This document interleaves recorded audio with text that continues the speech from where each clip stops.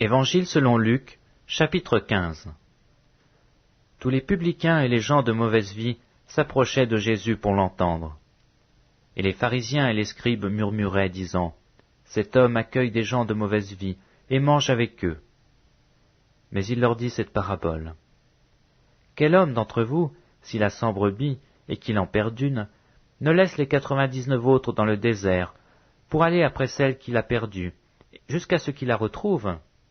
Lorsqu'il l'a retrouvée, il la met avec joie sur ses épaules.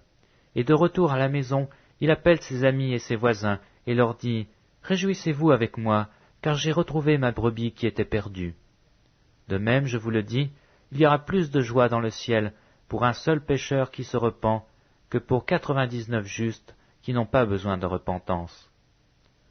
Ou quelle femme, si elle a 10 drachmes et qu'elle en perd une, n'allume une lampe, ne balaie la maison et ne cherche avec soin jusqu'à ce qu'elle la retrouve.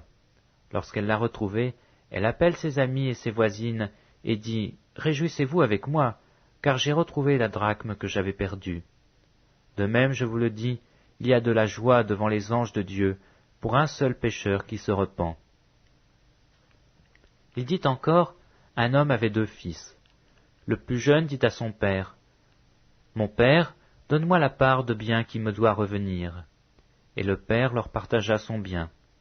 Peu de jours après, le plus jeune fils, ayant tout ramassé, partit pour un pays éloigné, où il dissipa son bien en vivant dans la débauche.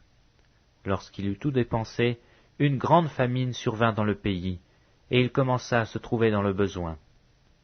Il alla se mettre au service d'un des habitants du pays, qui l'envoya dans ses champs garder les pourceaux.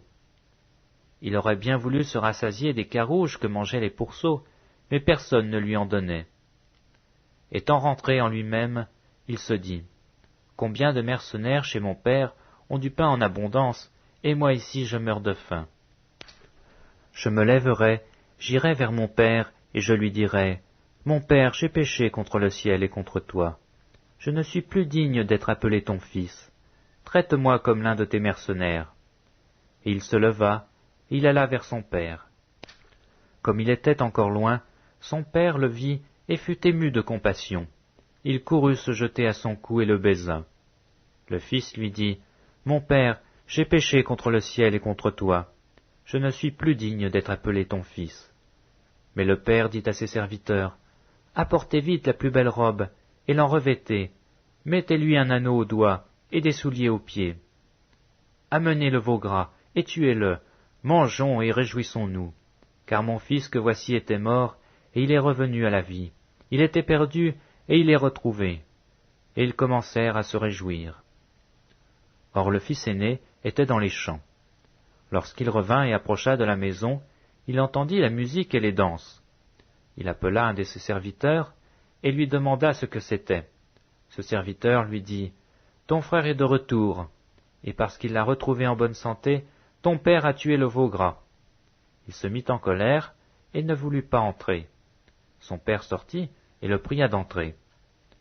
Mais il répondit à son père, « Voici, il y a tant d'années que je te sers, sans avoir jamais transgressé tes ordres, et jamais tu m'as donné un chevreau pour que je me réjouisse avec mes amis.